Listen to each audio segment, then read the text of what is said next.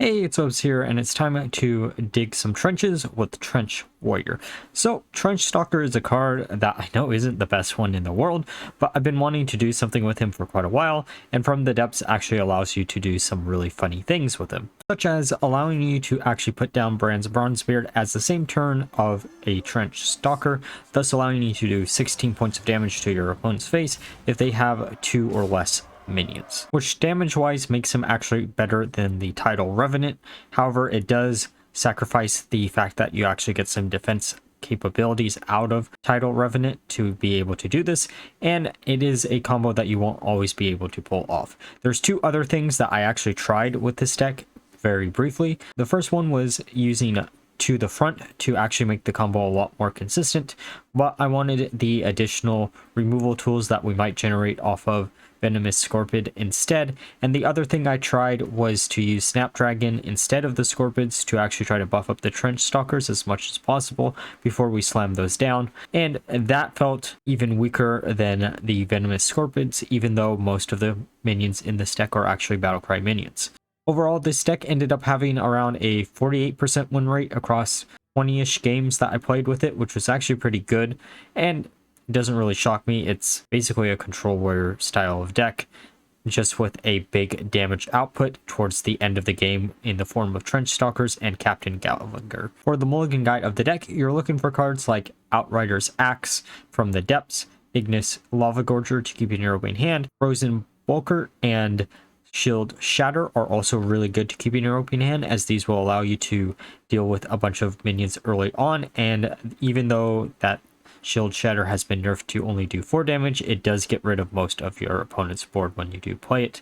Other cards that are pretty decent to keep too are things like Shield Block or Heavy Plating or even a Shield Slam, just so if you have enough armor you can nuke a early game minion out of existence. With that all being said, let's look at some games. Alright, time for a game against Priest. Okay, this opening hand doesn't look that good. Oh, that actually makes it look a little bit better. Actually going to Mulligan away everything that isn't Sir Finley, just so we have a turn 1 play, and hopefully we can actually get some of the Trenchstalkers and such to put at our bottom of our deck for later use, and we do get one, so we're actually really liking this hand. This is probably the most greedy that I've ever been with a Mulligan right there, but we do have some good cards to put at the bottom of the deck. They are Questline Priests, so I'm not too worried about being blown out quickly.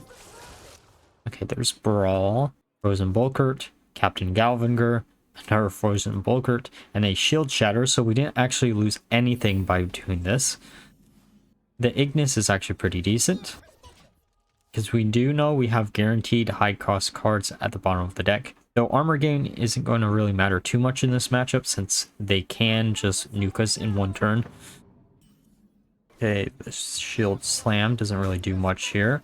We could have actually used it, but keeping it for later just in case for a bigger minion.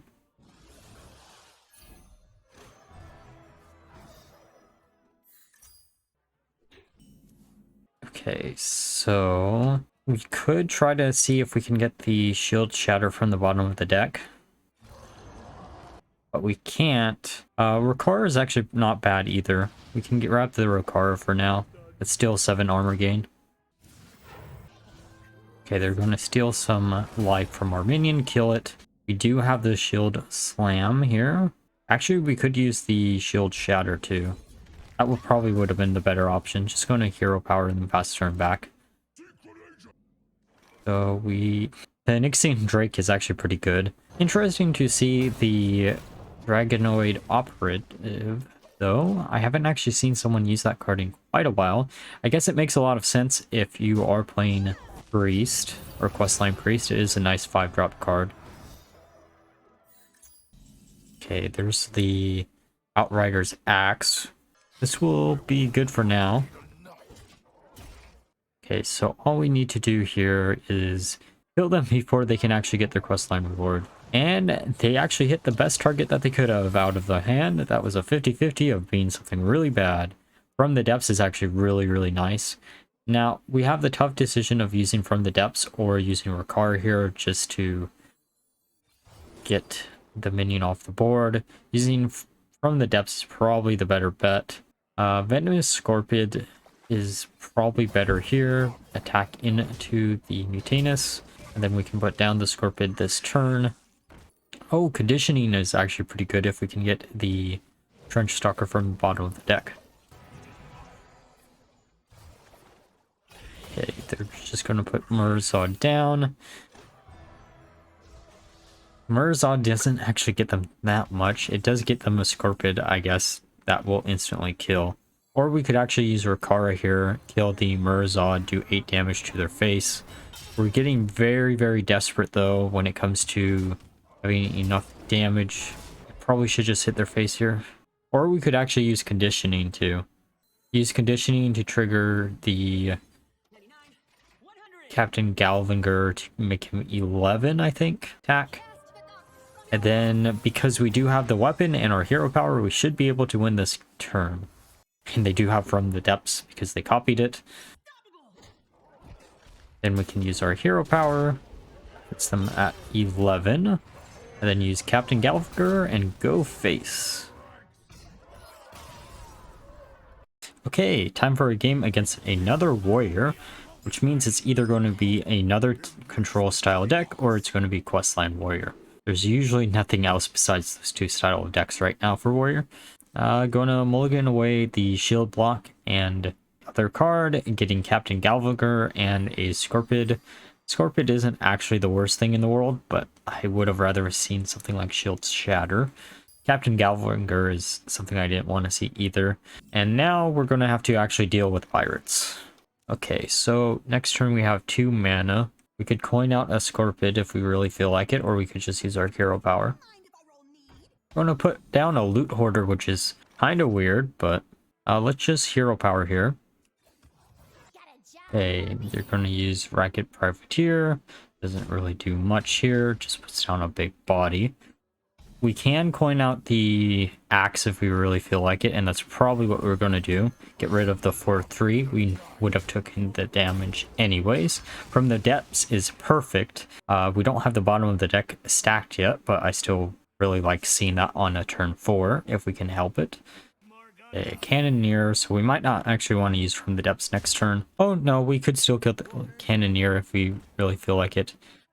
Interesting choice on these draw power cards. I guess it makes sense if you're going to play a more aggro-based deck and you need to refill your hand as quickly as possible. I still think the correct play here is probably going to be using the Shield Shatter, then armor up a little bit more to prevent them from drawing and then going face. Okay, there's a Bloodseal Raider. Okay, our hand is full of cards that I'd rather have at the bottom of the deck, so we can actually discount them, but it is what it is, I guess. There's the second From the Depths. Okay, we're going to use 1 here. It's a real hard choice between Sir Finley and Ignis. Ignis is probably the better bet, just because we can get some armor here, too. Let's see what we can actually get. Of course, it's not going to be anything that will give us armor. That's one reason why I almost wanted to cut these out of the deck. The theory of actually being able to get a bunch of armor off of some of your higher cost cards is a real cool theory. It's just the anti-synergy with From the Depths is a little bit frustrating. Oh, there's Sir Finley. Let's unclog our hand a little bit here. See what we can actually get. Okay, Zola. We can use Zola to get the Ignis, which should allow us to get the From the Depths. And of course we had to get the second Trenchstalker in our hand. Let's grab the From the Depths. And then just go face. And then we can use Shield Slam on their 4/6. Get the From the Depths here. And the next turn we can put at the top of the deck the Trenchstalker. And then we'll be in a super good position. Okay, they're going to buff up their minion a little bit. We're getting close to actually completing their quest line. I want to do something else with some of the quest lines. I just don't know which one hasn't been explored that much recently. I definitely do not want to touch the warrior quest line. There's not too many ways that you can make that interesting. Oh, perfect. A shield block just so we can draw into the Trenchstalker for next turn. Okay, let's grab the Trenchstalker. Use the shield block, and just go face. Passing the turn back, just being a little bit greedy with the shield shatter. Because no matter what, next turn we should have enough mana to put down a Trenchstalker, plus use the shield shatter, even if they do get to play down their questline reward.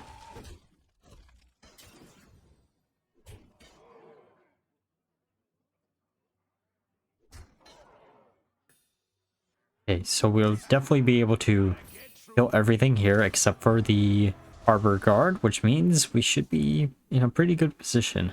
Too bad we don't run Mutanus to eat their questline reward there. We're just going to go face, use the Frozen Bulkert, use the Shield Shatter to get rid of everything, and then use the Trenchstalker to hit the face and their minion out of existence. We're going to use Freebooter. Oh, I guess they just lose here.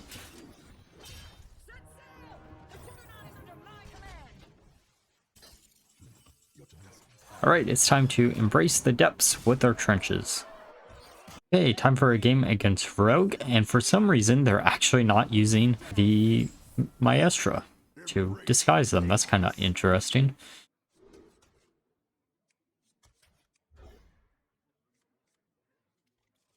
Okay, so this opening hand isn't terrible per se. The Ignis Lava Gorger actually, in theory, turns on the Shield Shatter, and this game is from before I removed the Snapdragons, but it shouldn't matter too much if I remember right. Just going to use our hero power, pass the turn back. Okay, they're going to use Jackpot. We can just play Snapdragon, pass the turn again, buff everything in our deck by a little bit. I think Bran is actually the only non-Battlecry minion in the entire deck, if I remember right. There's Bran, didn't really want to top deck that. Okay, let's grab shield block probably. Just go face, make them attack into our taunt if they really want to. Okay, they're going to use backstab. And then Tooth of Nefarian, getting rid of our taunt, which is a little bit frustrating. But it depends if they're... Oh, there's a second one. Now that is actually a lot more annoying than there just being one.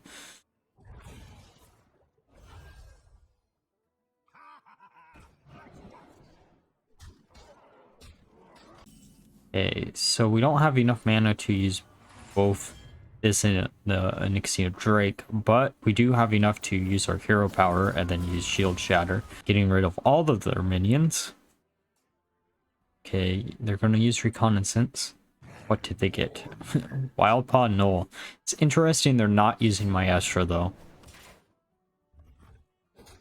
Maybe just room is the reason why they're not using it. Well, we can put down the Onyxian Drake to get rid of this minion. Might as well use our hero power, gain a little bit more armor. We're going to use Backstab and probably another Tooth of Nefarian for some... Okay, that isn't Tooth, but that is a little bit annoying too. Okay, there's the Wild Paw Null. We still have the Shield Slam to get rid of the Null if we really feel like it next turn. Oh, From the Depths is actually pretty good. Especially because we could grab the second From the Depths. And then use a Shield Block. Pass the turn back to them. Okay, so Undying Disciple doesn't do too much, especially because we do have the Shield Slam in our hand. There's the Trenchstalker that I don't want to see yet. Well, we can use From the Depths to get Sir Finley, I guess. Gonna draw Sir Finley. Use that to get rid of that minion. Use our hero power. Or actually swap our hand. Getting Zola, Onyxian Drake, using the Onyxia Drake to get rid of one minion, copying the Drake, and then using our hero power, passing the turn back.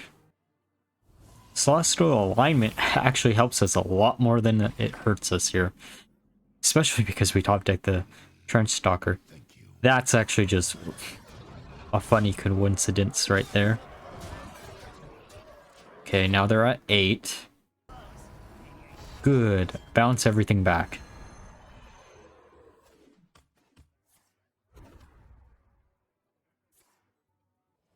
And that's just going to reset everything in our hand back to 1. Probably should have done that the turn or before you played the scabs, but I'm not the one making that decision. So, okay, we do have the Trenchstalker again if we really feel like using it. The next turn we can actually get the Trenchstalker from the bottom of the deck plus the Brand's Bronzebeard, which will allow us to do 16 points of damage. I think the Trenchstalker is still at the bottom of the deck. They're going to reset us once again.